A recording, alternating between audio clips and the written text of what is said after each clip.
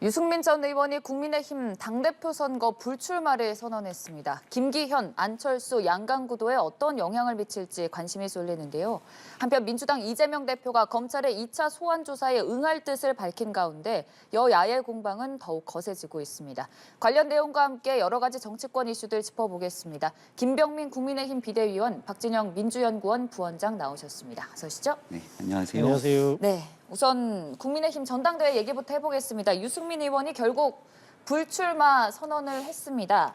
SNS에 올린 글을 보면은 폭정을 막는데 소명을 다하겠다. 인내하면서 때를 기다리겠다. 좀 소회를 밝혔는데요. 일단 불출마를 결정하게 된 배경부터 좀 짚어볼까요? 네, 당장 내일 모레 이제 목요일과 금요일이 후보 등록입니다.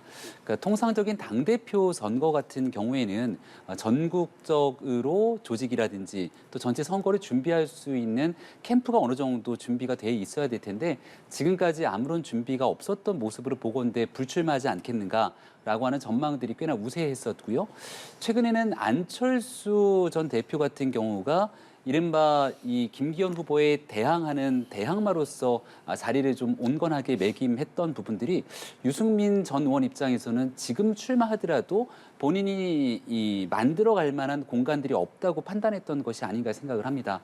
그리고 가장 결정적인 배경에는 아무래도 집권당의 당대표가 되기 위해서 용산 대통령실과의 원만한 교류 협력은 기본일 것이고 원내에서도 여소야대 국면 속에서 여러 현역 의원들과의 유기적인 협조 체제가 굉장히 중요할 텐데 그동안 유승민계라고 불리웠던 현역 의원들도 하나둘씩 등을 돌리는 모습들이 연이어 나타났기 때문에 아마 선거를 치를 동력이 없다고 판단한 게 아닌가 싶습니다.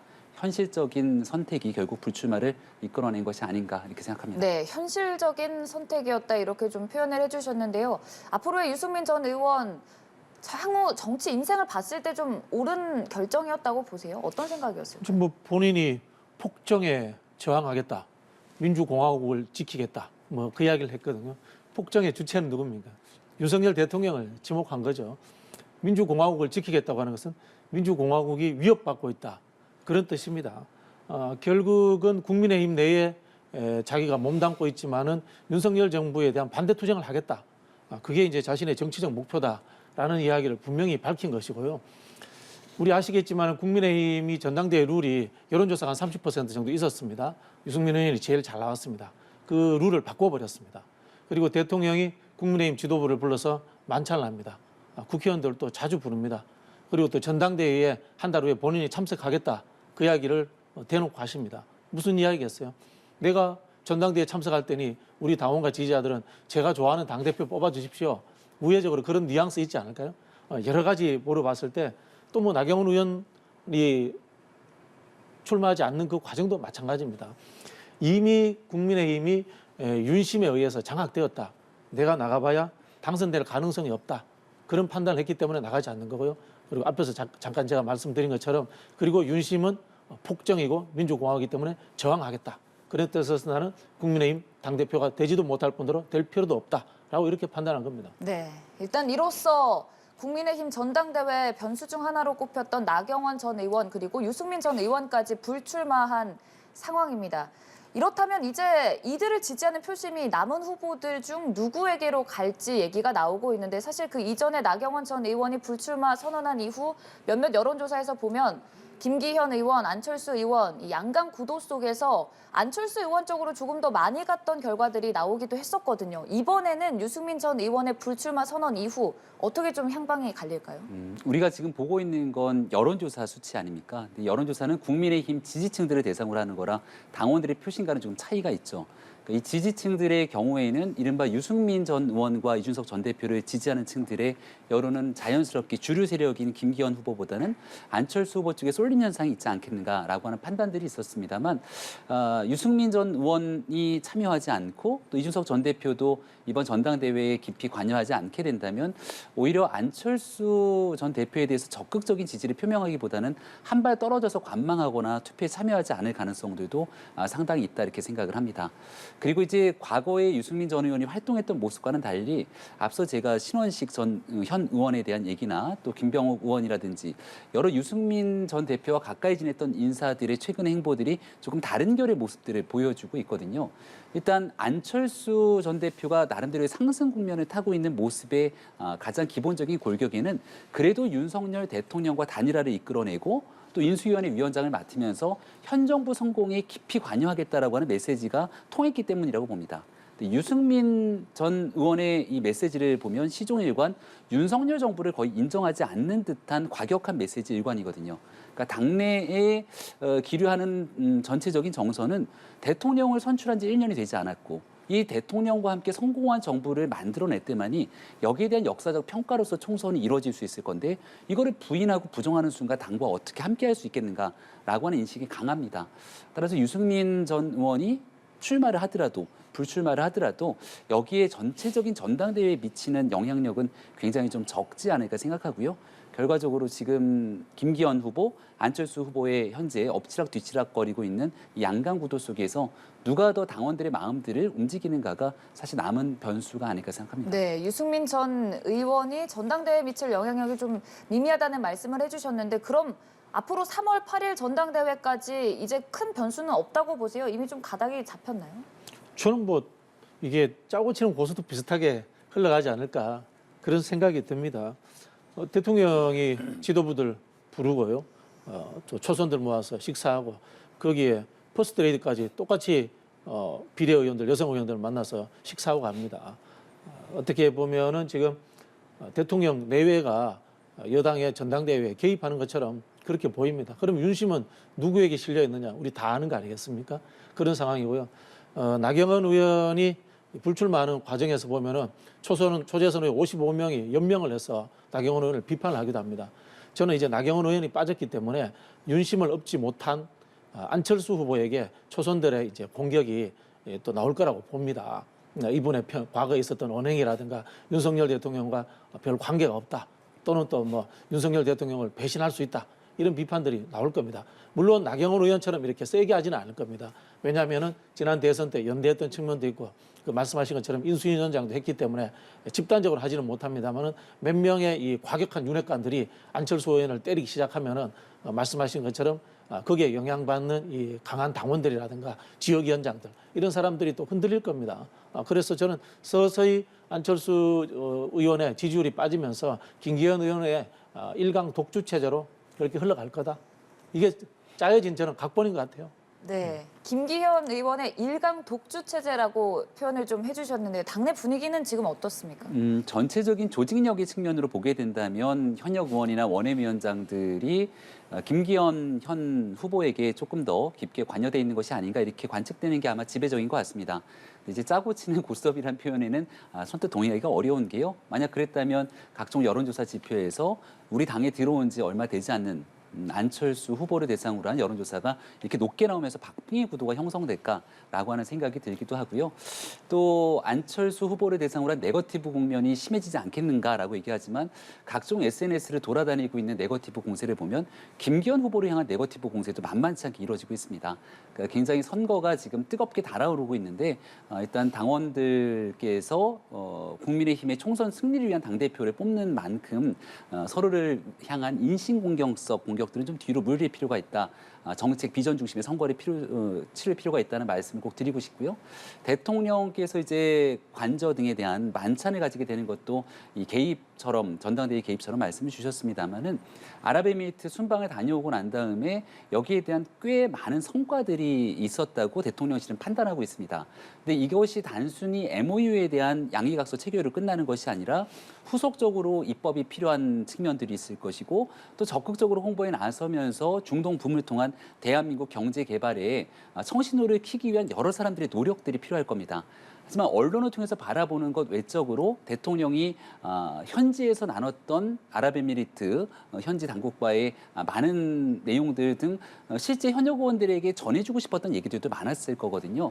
그런 측면에서의 외교 순방 성과들이 국정의 전체적인 동력들을 확보하고 이걸 국회 여당 의원들과 공유하고 싶었던 마음들이 가장 컸을 것이고요.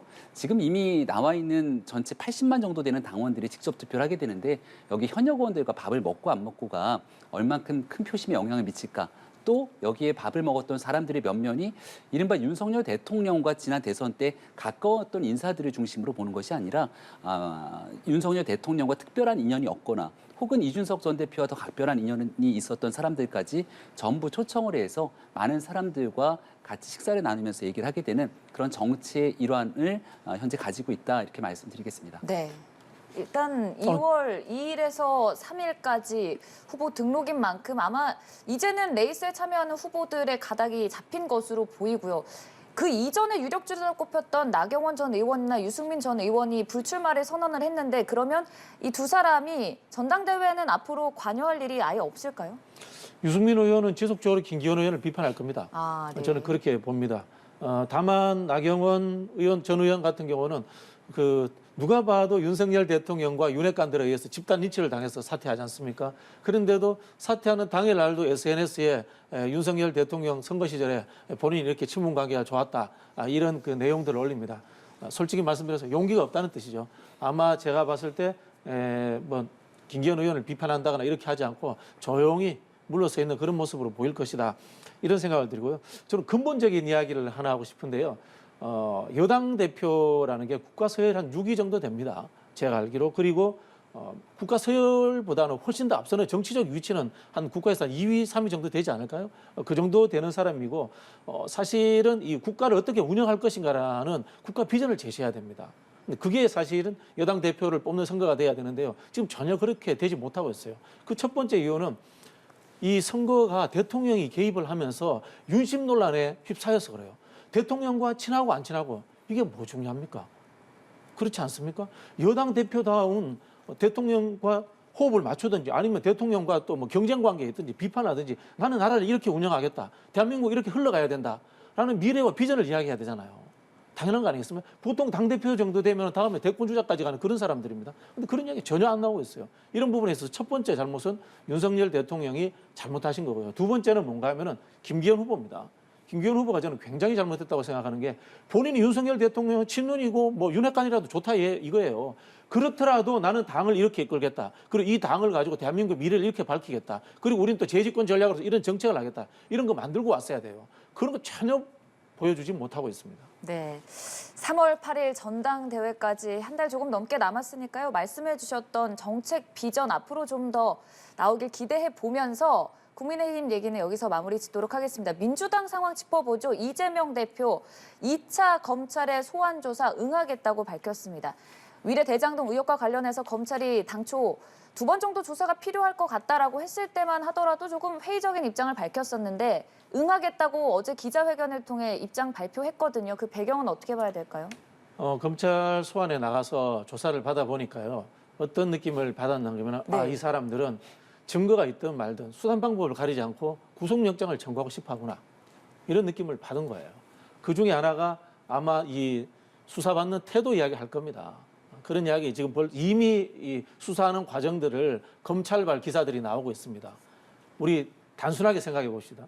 검사하고 이재명 대표하고 가서 조사를 받았단 말이에요. 거기에서 밖으로 언론 기사가 나왔다.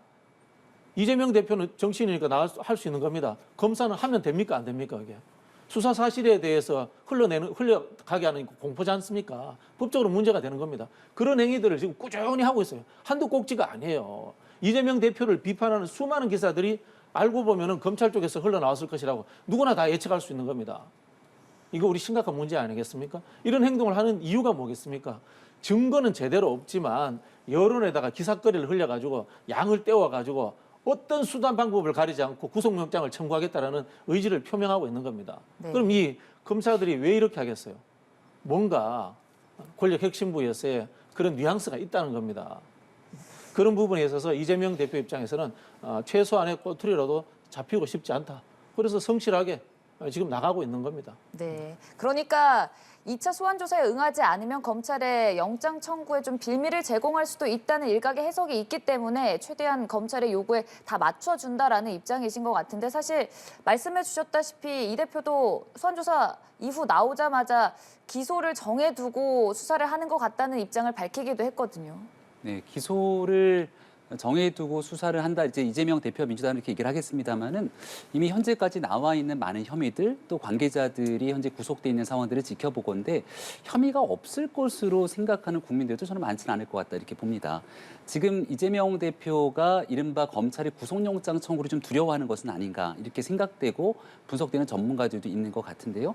근데 또 가만히 돌이켜보면 지난번 노웅래 의원의 체포동의안이 부결됐던 것처럼 이재명 대표를 향한 구속영장을 청구하더라도 국회에서 160구석 정도 되는 의석을 갖고 있는 민주당이 마음먹고 방탄에 나서기 시작한다면 그 구속영장은 아무런 의미가 없어집니다. 그럼 왜 도대체 구속영장 청구에 관한 두려움이 있을까라고 사람들은 얘기하는가 이런 데에 대한 유추를 좀 해볼 필요도 있겠는데요. 제가 봤을 때는 민주당 내에서 이재명 대표를 향한 한 목소리의 단일 대우가 좀 흔들리는 것을 두려워하는 것은 아닌가 이런 생각이 들기도 합니다. 민주당 내에서는 벌써부터 이재명 대표의 사법 리스크를 당 전체의 리스크로 끌고 들어가서는 안 된다는 목소리들이 나왔던 게 어제 오늘의 일이 아닙니다. 만약에 체포동의안이 청구되고 국회에서 그 내용들이 올라오게 됐을 때 무기명 투표를 통해서 나름대로 결정을 내리게 될 때 몇십 명의 사람들이 의견을 달리하게 되는 순간 이재명 대표가 상상하지 못했던 일들이 벌어질 수도 있는 것 아닙니까? 그런 측면에 대해서 우리가 바라볼 지점이 하나 있다고 보고요. 두 번째는 이재명 대표 입장에서는 법률적인 논쟁을 벌이기보다 여론전에 나서고 있다는 생각을 지우기가 어렵습니다. 검찰이 조사를 받으러 들어가는데 성실하게 조사를 받기 전에 먼저 했던 게 33페이지짜리 진술서를 언론에 공개하게 된 것이죠. 그 33페이지짜리 진술서 많이들 보셨겠습니다만 시작부터 몇 페이지에 이르기까지 정치적인 수사로 거의 모든 것들이 점철돼 있고 나머지 뒤에 있는 법리적 쟁점도 과거 옛날 대통령 선거 때부터 해왔던 일방적인 본인의 의견 제시 외에 특별하게 더 담긴 게 없습니다. 더 나아가서 이재명 대표를 소환 조사할 수 있었던 가장 구체적인 이유, 가장 결정적인 상황에는 본인의 분신처럼 오랜 기간 동안 활동했던 정진상 실장, 김용 부원장의 구속이 있는데 그 정진상 실장에 관한 언급은 이재명 대표의 33페이지의 진술서에 어디에도 나오지가 않았습니다. 이런 모습들을 지켜보건대 일단 검찰이 기소할 수 있는 부분들은 피해가기 어려운 상태니 여기에 대해서 어떻게든 조사를 끝내놓고 재판까지 가는 길에는 조국 전 장관 재판을 보더라도 꽤 오랜 세월들이 흘러가기 때문에 그때까지 재판 지연 전략을 쓰면서 본인이 그동안 계속 해왔던 관계없다는 주장들을 여론전을 통해서 펴려는 것 아닌가 이런 생각들이 들게 되는데요. 법리적인 쟁점에 따라서 국민들이 궁금해하고 또 본인이 소명해야 되는 많은 내용들 앞으로 밝혀야 될 일들이 훨씬 많이 남아있다 생각합니다. 네. 김병민 최고위원께서 말씀하시는 것 중에 법률적인 용어는 한두 개 정도 좀 짚고 넘어야 될 것 같은데요. 혐의가 있으니까 뭐 기소한다 이런 이야기 하는데 혐의가 있으면 조사하고 수사하는 겁니다. 기소하고 영장을 청구하는 것은 증거가 있고 법적 근거에 의해서 하는 겁니다. 혐의가 있으면 기소하고 영장 청구한다. 그러면은 지금 우리 김건희 여사의 도이치모터스 건도 혐의가 있다라고 이야기하고 있기 때문에 다 기소하고 영장 청구해야 됩니다. 그런 측면에서 법률적으로 맞지 않다라는 말씀을 좀 드리고 싶고요. 말씀하신 것처럼 이 질의서를 준비해 갔던 것은 소환장이 올 때 같은 내용이 옵니다. 그리고 언론에서 검찰이 얼마나 떠들었습니까? 다 알고 있는 내용이기 때문에 거기에 대해서 웬만한 내용들을 빨리빨리 간략하게 대답하기 위해서 이미 이제 33페이지에 관련 정도의 분량의 이 내용을 준비해 갔던 거고요. 거기에 대해서 정진상 씨 관련해 가지고 내용이 없는 것은 거기에 대해서 별 특별히 할 말이 없기 때문에 안 하는 겁니다. 그거는 또 수사 받으러 가는 사람의 또 권리입니다. 네. 네. 한마디 해주셔야 될 것 같아요. 아니 정진상 실장에 관련된 게 대장동에 관련된 수사하지 않습니까? 검찰이 준비한 질문서가 100쪽이 넘는다고 합니다. 그럼 이재명 대표가 성실하게 수사를 받고 또 국민들께 내가 아무런 죄가 없다고 이야기를 할 거라면 여기에 대한 충분한 조사를 받고 나온 뒤에 거기에 대한 설명을 하면 될 것인데 조사를 받으러 가기도 전부터 본인이 예측하고 예단되는 본인의 입장문들을 정리해 놓은 거예요. 하나의 가이드라인을 설정했다라고 해도 무방하겠죠. 그 안에서 항상 민주당과 이재명 대표를 지지하는 입장들은 흔들리지 않고 검찰의 수사가 잘못됐다. 검찰을 악마화시키기 위한 비판, 비난들이 이어가게 됩니다. 그리고 이재명 대표가 늘상 쓰는 얘기가 내가 100원 한 장 받은 게 있냐, 증거가 어딨냐 이렇게 얘기를 하게 되고 이 모든 일들은 유동규 전 본부장에 대해서 꼬리 자르기 하는 듯한 메시지를 취하고 있습니다만 거기에서 더 나아간 정진상 실장 등과의 관계들이 있기 때문에 여기에 대해서 이재명 대표가 이야기하지 않는 문제 제기를 하게 되는 것이고 검찰이 그동안 각종 수사를 통해서 사람들에 대한 증언 또 물적 증거들을 확보하지 않았겠습니까? 근데 그 내용들에 대해서 무언가 밝히게 되면 피의 사실을 공표하냐 또 이렇게 제기할 수밖에 없는 상황이기 때문에 차분하게 검찰이 과연 이재명 대표를 기소하게 될 것인지 그리고 만약 구속영장을 청구하게 된다면 여기에 대해서 국회 내에 체포동의안에 대한 심사를 받아야 되지 않습니까? 그럼 아마 한동훈 장관이 또 국회에 나와서 어떤 일 때문에 체포동의안이 필요한지에 대한 설명을 하게 될 텐데요. 그 추가적으로 나오게 되는 상황들을 차분하게 지켜보면 좋겠다 생각합니다. 저는 이제 그 국민의힘 쪽의 분들이나 이 검찰 쪽에 이야기하시는 분들 들을 때마다 우스운 게 아니 그 수사받는 사람도 당연히 방어권이 존재하는 거 아니겠습니까? 무죄 추정의 원칙에 의해서 수사가 이루어지는 거고요. 예를 들어 볼게요. 그러면 한동훈 장관은 과거에 이제 검사 시절에 수사받을 때 그 당시 공무원입니다. 공무원임에도 불구하고 자기 핸드폰도 제출 안 해요. 그러고 방어권이라고 이야기를 합니다. 그 정도까지 한 사람들인데 지금 이재명 대표는 예상 질문에 대해서 모범 답안지를 가지고 간 거예요. 얼마나 수사에 협조를 잘 준비한 겁니까? 이런 걸 가지고 협조 안 하려고 했다. 이렇게 이야기하면은 내로남불도 내로남불일 뿐더러 저는 이 형사법들이 적용되는 것들에 대해서 너무 편의적으로 이해하는 것 같아요. 네. 검찰의 조사 당시에 이 대표가 33페이지 분량의 서면 진술서를 준비해 간 것을 두고 여야 입장이 좀 다른 것 같은데요. 일단 1차 조사는 마쳤고요. 2차 소환 조사 이 대표가 응하겠다고 했습니다. 주말 중으로 이번에도 좀 출석을 하겠다라는 입장을 그 이전에 밝힌 바 있는데 날짜 좀 조율이 됐습니까?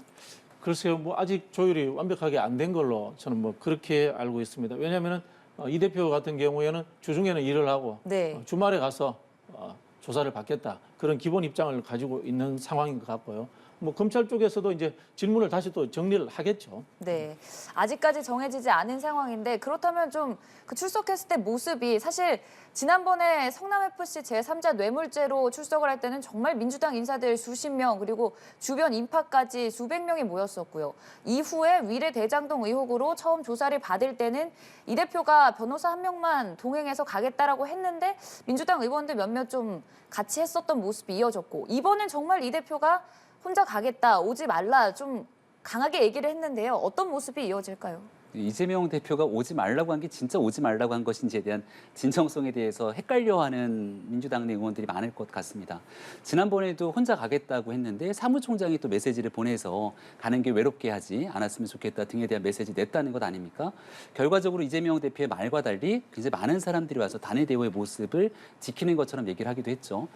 이재명 대표가 과거 대통령 선거 때 박근혜 전 대통령 존경한다라고 하는 메시지를 냈다가 문제가 커지니까 존경한다고 했더니 진짜 존경하는 줄 알더라 이렇게 얘기를 해서 한참 또 인터넷에 회자된 적이 있는데요. 오지 말라고 했더니 진짜 오지 말라고 했던 줄 아느냐 또 이렇게 얘기들이 나오는 건 아닌가 싶은데 현장에 과연 얼마나 많은 의원들이 오게 되는지를 좀 지켜보면 좋겠고요. 근데 굉장히 공교롭게도 아마 이번 주말 정도에 출석할 것으로 예상이 되는데 이번 주말에 맞춰서 민주당이 장외투쟁에 나서겠다는 카드를 꺼내지 않았습니까? 지금 뭐 윤석열 정부를 향해서 굉장히 날선 비판해왔던 게 어제 오늘 일이 아닌데 민주당이 서둘러 장외투쟁 카드라는 걸 꺼내들었던 배경은 결국 이재명 대표를 지키기 위한 단일 대우 성격에 계속해서 나가는 것이 아닌가 이런 생각이 짙어지게 되는데요. 앞서 설명드렸던 것처럼 이재명 대표의 개인 사법 리스크를 바라보고 만약에 민주당 내 의견들을 짚어보게 된다면 상당히 의견이 분분할 수밖에 없을 거라고 저는 봅니다. 근데 이런 내용이 흔들리지 않도록 대정부 투쟁을 장외로 끌어내게 된다면 이재명 대표의 사법 리스크 수사를 받음과 동시에 민주당의 단일 대우가 깨지지 않는 모습들도 함께 나오기 때문에 지도부가 전략적인 선택을 한 것은 아닌가 이렇게 유추해 볼 수도 있게 되는데요. 민주당 내에서 과연 이재명 대표의 이러한 사법 리스크와 연관될 수 있는 상태 속에서 대정부 투쟁에 나서게 되는 모습들이 국민들께 진짜 민생을 위해서 이렇게 얘기를 하시는 건지 이재명 대표를 지키기 위한 겹겹의 방탄들을 또다시 쌓고 있는 전략적 행보 인재에 대한 의구심은 더 커질 수밖에 없다고 봅니다. 네, 또 민주연구원 부원장으로 계시니만큼 비대위원님께서 지도부의 전략적 행보가 아니냐 질문을 던져주셨는데요. 답변 좀 해주시죠. 아마 장외 집회의 주요 이 슬로건은 김건희 씨 특검, 이상민 장관 탄핵 아마 그 이슈가 될 겁니다. 네. 그 이슈가 될 거다라는 말씀을 드리고 싶고요. 저는 뭐 이제 우리 민주당에서 이 정부를 이제 검찰 독재 공화국이다 이렇게 규정을 했으니까 검찰들이 이렇게 말도 안 되는 수사를 하는 것에 대해서는 정권 차원의 일이니까 좀 더 개연성이 있다 이런 생각이 듭니다만은 국민의힘 좀 잘했으면 좋겠어요. 국민의힘은 여당이잖아요. 여당이면은 부안해동해가지고 이재명 대표 비판하는 있지 않습니까? 연일 성명이나 내고 조롱하고 그런 거 안 했으면 좋겠어요. 그냥 지금 민생 어렵잖아요. 가스비, 난방비 뭐 여러 가지 민생 문제 있는데 좀 멀찍이 물러서가지고 국민의힘은 좀 민생을 돌보는 그런 정책들 좀 내주고 이렇게 하는 게 그나마 지금 이 검찰 독재 정권에 의해서 야당이 탄압받고 맞서 싸우는 과정에서 누군가 한 사람은 좀 국민 좀 챙겨야 되잖아요, 그죠? 뭐 그런 좀 아쉽다는 생각이 들고 야당도 저희가 이제 민생 챙기도록 준비를 하고 노력을 하고 있습니다. 그래서 이제 30조 민생 그 추경 이야기도 꺼내고 있고 그런 부분들이 있으니까 제발 이 정쟁과는 별개의 문제로 민생의 테이블만큼은 대통령이 좀 생각을 바꿔가지고 야당 대표를 만나든지 야당 대표가 두려워서 만나기 싫다면은 뭐 상임위원장이라도 부르든지 아니면 원내대표라도 부르든지 해서 제발 좀 일 좀 했으면 좋겠어요. 참 네. 답답합니다. 네. 이 대표의 검찰 조사와 또 민주당의 투쟁 행보는 좀 분리해서 봐야 된다는 말씀이신 것 같은데 사실 이재명 대표 하면 또 거론되는 부분 중 하나가 쌍방울 그룹이 이재명 대표 공직선거법 재판 당시에 변호사비를 대납해줬다는 의혹을 받고 있습니다. 쌍방울 그룹의 김성태 전 회장이 국내로 들어오면서 이재명 대표를 모른다라고 입장을 밝혔었는데 이후 조사 과정에서 이재명 대표와 통화를 좀 했었던 것 같고 북한에 총 800만 달러를 전달했는데 이게 경기도의 북한 스마트팜 지원 사업 그리고 민주당 경기도지사였던 이 대표의 방북을 위한 것이다. 이런 입장을 좀 밝혔다는 내용이 전해지면서 여기서 논란이거든요. 어떻게 된 일인지부터 짚어볼까요? 글쎄요, 이거 뭐 김성태 씨 하는 이야기를 다 어떻게 우리가 일일이 확인할 수도 없고 알 수 없잖아요. 뭐 예를 들어서 북한 쪽하고 이야기했다잖아요. 그 북한 당국 우리가 불러다가 소환해서 조사할 수 있습니까? 모릅니다. 알 수가 없는 거예요. 그래서 지금 이 검찰이 또 이 스토리텔링 열심히 하는 거예요. 김성태 씨가 뭐 북한의 김정년한테 물어봤더니 이재명이 대통령 되면 적화 통일된다더라 이런 이야기 했다고 할 수도 있어요. 그래가지고 또 이재명 대표를 뜬금없이 또 국가보안법으로 소환한다. 이게 넌센스입니다. 넌센스. 북한은 증거가 우리가 찾아낼 수가 없고 조사를 할 수가 없으니까 김성태가 무슨 말을 했다라고 해서 또 이제 스토리텔링 만들어내는 겁니다. 애초에 나왔던 변호사비 대납받은 변호사 누구예요? 없잖아요. 아무도 안 나왔습니다. 그러다 보니까 이 김성태 씨 공소장에 변호사비 대납 이야기 있지도 않아요. 가장 먼저 문제가 됐던 거 아닙니까? 그런 상황이 되니까 이제는 또 이제 북한 이야기를 끄집어내는 겁니다. 참 믿을 수 없는 수사 방식이다 그런 생각이 드네요. 네, 김성태 전 회장의 이번 발언들 어떻게 좀 들으셨어요? 애당초 김성태 씨가 문제가 됐던 것은 조폭 출신의 기업인이 갖고 있었던 횡령과 배임에 대한 심각한 문제였고요. 쌍방울이라고 하는 기업에서 몸을 담았던 인사가 경기도의 평화부지사, 이른바 경기도지사가 임명할 수 있는 최고위직의 정부직 자리에 들어오게 되는데 이 사람이 경기도의 부지사로 있으면서도 쌍방울의 법인카드를 갖다 계속 썼기 때문에 여기에 관한 뇌물 등의 혐의로 이제 구속이 되지 않습니까? 그러면 쌍방울과 이화영 부지사 간의 연결고리는 아주 명확하게 물증을 통해서 입증이 된 겁니다. 여기에 대해서 과연 이재명 대표가 경기지사 시절에 있었던 일이기 때문에 그 연관성은 없는가로부터 시작이 된다 이렇게 보시면 좋겠고요. 지금 사진 한 장이 이제 보도가 되고 있는데 북측 인사, 이화영 전 부지사, 그리고 김성태 씨가 한 테이블에서 환하게 웃고 있는 모습이 사진이 나오게 됩니다. 그리고 김성태 씨가 관련된 내용 속에서 지금 쌍방울에서 북측으로 건넨 돈이 처음엔 200만 달러, 그다음 300만 달러에서 500만 달러인 줄 알았는데 추가적으로 300만 달러를 더 보냈다는 거예요. 그러니까 수십억의 돈들이 계속 북한으로 들어가게 되는데 이 돈은 과연 왜 줬냐라고 물어보게 됐더니 김성태 씨가 지금 현재 진술한 것처럼 보여지고 있는 것은 이재명 대표의 북한 방북을 추진하기 위해서 돈을 300만 달러를 건넸다고 지금 기사들이 나오고 있지 않습니까? 2019년으로 돌아가게 되면 대통령 선거를 앞두고 있었던 시기에서 2018년도 남북 평화의 바람이 불어일으켰을 때 이른바 민주당 입장에서는 남북 간의 관계 속에서 그 영향력을 행사할 수 있는 대통령 선거 주자로서의 주요한 덕목들이 있었을 겁니다.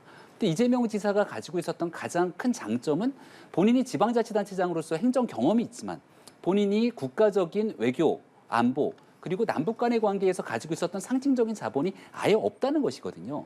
근데 이런 것들을 타개하기 위해서 만약 쌍방울이 북한에 돈을 건네고 이재명 대표를 대신해서 그런 일들이 일어났던 것이 사실이라면 엄청난 충격을 더해줄 수밖에 없는 것 아닙니까? 그 돈은 단순하게 이 외화를 밀반출했던 것을 떠나서 당시의 유엔 대북 제재의 결의 위반 등 심각한 국제적 문제로도 비화될 수 있기 때문에 일단 이 문제를 하나 짚을 수밖에 없고요. 한 가지 이재명 대표가 얼마 전에 김성태 씨를 아예 모른다고 했다가 쌍방울과의 인연은 뭐 내복 하나 사입은 거밖에 없다고 얘기를 했다가 갑자기 말을 바꾸면서 누군가 전화를 바꿔줬을 수는 있다라고 얘기를 하지 않았습니까? 근데 그 누군가가 술 먹다 주변에 있던 사람들이 바꿔준 게 아니라 본인의 가장 최측근이었던 이화영 부지사가 김성태 씨를 바꿔주게 됐다면 북한 사람들과 다 같이 있는 이런 여러 가지 연관성들이 있는데 그거를 이재명 대표가 시간이 지나서 그냥 누가 바꿔주는 전화였기 때문에 기억하지 못한다라고 얘기하는 것을 과연 어떤 국민들께서 납득할 수 있을까 이렇게 생각합니다. 제가 예전에 이 자리에서 그 이야기를 했습니다. 변호사비 대납 증거 안 나올 거니까 북한 가지고 스토리텔링 할 거다. 검찰이 그 이야기 했는데 근데 김병민 최고위까지 그러시면 안 돼요. 이거 제가 간단하게 설명드릴게요. 이재명 대표 방북 불가능합니다. 이명박 정권 시절에 5.24 조치에 의해 가지고 지자체장이 독자적으로 할 수 없습니다. 그러면 정부가 허가를 해줘야 되는데 정부 허가도 힘듭니다. 왜요? 유엔 제재가 있기 때문에 한미 워킹그룹에서 해결해주기 주면 불가능한 겁니다. 일단 이게 조건 자체가 성립되지 않는 황당한 이야기예요. 황당한 걸로 지금 이 검찰도 그런 이야기를 하고 있는데 이제 김병민 최고위원도 이런 조치들을 잘 모르시니까 그런 것 같은데 그렇게 하시면 안 돼요, 이거 진짜. 네, 검찰의 스토리텔링이다라고까지 생각을 하셨는데요. 좀 한마디 해주시면 좋을 것 같습니다. 돈이 그럼 쌍방울에서 그냥 자선 사업하려고 북한에 돈을 퍼줬겠습니까?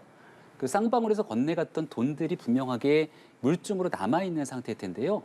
2018년도, 19년도 상황을 보시게 되면 2018년도 4월 달에 판문점 선언, 2018년도 가을에 있었던 평양 선언, 그리고 그 해에 있었던 남북 간의 교류 관계들을 짚어보건대 상당히 많은 남북 간의 교류들이 있었죠.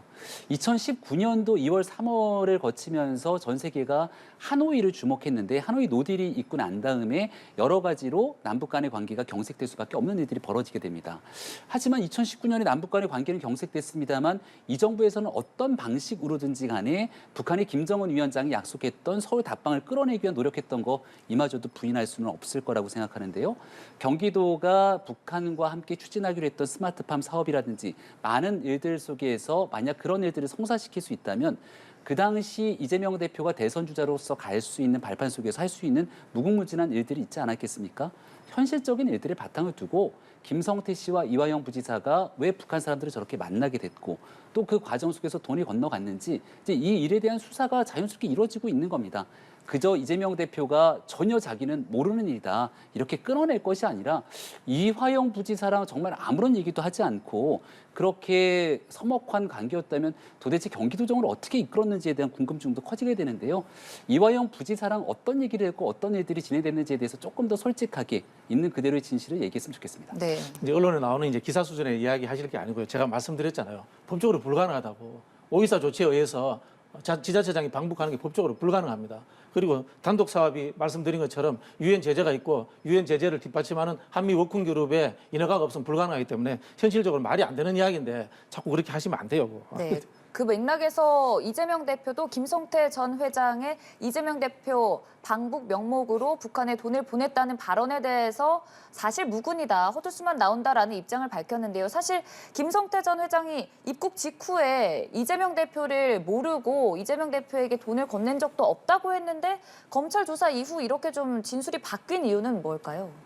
뭐 알 수 없죠. 그 김성태 회장을 제대로 수사해 봐야 되는 이야기지. 지금 김성태 회장 하는 이야기 다 믿고 그럼 나오는 이야기들 문재인 대통령 이야기 한마디 하면 문재인 대통령 수사하고 뭐 모든 사람 다 수사해야 됩니까? 자꾸 말씀드리지만은 말을 가지고 이야기하지 마시고 증거를 가지고 법적 근거를 가지고 기소를 하고 그런 증거를 찾아내는 노력들 하는 게 수사이지. 이렇게 스토리텔링 하면 이게 어디 검찰입니까 이게? 소설가들이죠. 결국 단 한 사람의 진술에 의존해서 이렇게 바뀌는 거다라는 말씀이신데 증거가 없다 주장하고 계시거든요. 증거가 있는 내용들을 얘기하게 되면 또 피의사실 공표라고 얘기할 것 아닙니까? 지금 현재 김성태 씨가 어떤 얘기들을 하고 있는지 이제 순차적으로 수사의 상황에 따라서 이루어지게 될 거라고 보는데요. 명확한 건 김성태 씨가 돈을 준 거는 바뀌지 않는 사실입니다. 그리고 북한과의 관계 속에서 아무런 북한과의 연결고리를 찾을 수 없는 사람이지만 그 중간에 껴있던 게 이화영 부지사 사진에 명확하게 나오지 않습니까? 아니, 경기도의 부지사가 왜 쌍방울이랑 같이 만나서 저러고 있습니까? 이 내용 자체가 설명이 잘 안 되잖아. 얘기 조금만 드릴게요. 아태업이라고 하는 사람들이 껴서 북한과의 관계를 연결하게 되는데 경기도에 보조금 받아서 그거 수억 횡령해갖고선 구속되지 않습니까? 이런 일들이 도처에 벌어지고 있었던 게 경기도에서 이재명 대표가 이끌던 경기도에서 일어났던 현실입니다. 관련된 불법된 내용들이 분명히 존재합니다. 그 내용들을 찾아서 수사를 하고 있는 것이고요. 김성태 씨의 말에 대해서 저도 다 믿을 수는 없을 거라고 봅니다. 순차적으로 수사가 진행되고 있을 것 같은데 김성태 씨가 본인 스스로 이런 얘기들을 하고 있다고 하니 거기에 대한 합리적 개연성에 의구심을 하는 거는 매우 당연한 일일 수밖에 없고 중간에 경기도가 껴 있었으니까 그럼 거기에 대한 명확하고 구체적인 답변을 해줘야 되는데 헛웃음만 나온다 정도로 치부해버리게 되니까 더 큰 의구심이 생기는 거죠. 자, 이 이야기를 김건희 씨 주가 조작 의혹에 한번 대비해 볼게요. 지금 김의겸 그 의원이 다른 그 주가 조작 의혹이 있다 그 이야기 했지 않습니까? 그 이야기 왜 했냐면은 도이치모터스 재판하다가 공판 검사 입에서 나온 이야기가 있어가지고 거의 언론에 흘러나왔던 겁니다. 그게 어떻게 흘러나오냐면 똑같은 사람들입니다. 도이치모터스 주가 조작했던 사람들이 어떤 다른 회사에도 주가 조작에도 개입이 됐다. 그런 이야기가 있고 그다음에 김건희 씨도 거기서 주식을 샀다라고 이렇게 이야기했습니다. 엄청난 개연성이네요. 이 정도면은. 한번 보세요. 김성태 회장 알고 김성태 회장과 이재명 대표 중간에 이화영 부지사가 있고 북한 사업 했으니까 야 이재명 대표도 알고 거기에 개입돼 있겠네. 그렇게 해서 수사를 해야 되고 엄청나게 지금 언론에 퍼뜨려야 되는데 그러면 김건희 씨가 그다음에 똑같은 이 주가 조작했던 사람들하고 관계가 있고 거기에 또 이 재판 과정에서 나왔고 이런 거를 가지고는 왜 조사 안 합니까? 이게 전부 다 황당무계한 수준의 이야기들 하고 있는 거예요 우리가. 그래서 대통령실에서 고발을 한다고 얘기를 한 것 같고요. 그럼 이재명 대표도 그럼 여기에 대해서 고소 고발해야 되겠네요. 그러니까 얘기를 좀 들어보세요. 그러니까 우리기술 주식 20만 주를 매도했던 일을 가지고 주가 조작의 혐의가 있는 것으로 김의겸 대변인이 얘기했기 때문에 그 우리기술이란 주식이 작전주로 불리거나 아니면 금융당국의 조사를 받았던 상황들이 없음에도 불구하고 이걸 작전주로서 여기에 주가 조작에 개입했다고 낙인을 찍어버렸기 때문에 가짜뉴스라고 명확하게 그런 사실도 없거니와 요목조목 1차적인 내용들을 갖고 대통령실에서 설명을 한다면 고소를 하게 됩니다. 그러니까 제가 이재명 대표 그리고 관련된 내용 속에서 누가 그 내용으로 주가 조작을 했다. 아니면 그 내용을 봤다. 이런 식의 진술이 나온 게 없지 않습니까? 근데 지금 나오고 있는 김성태 전 회장 관련된 진술이 있는 거잖아요. 그리고 거기에서 북으로 건네갔던 돈들이 명확하게 불법적으로 존재하는 거고 거기에 대한 의구심들이 이재명 대표를 향하고 있는 것이고요.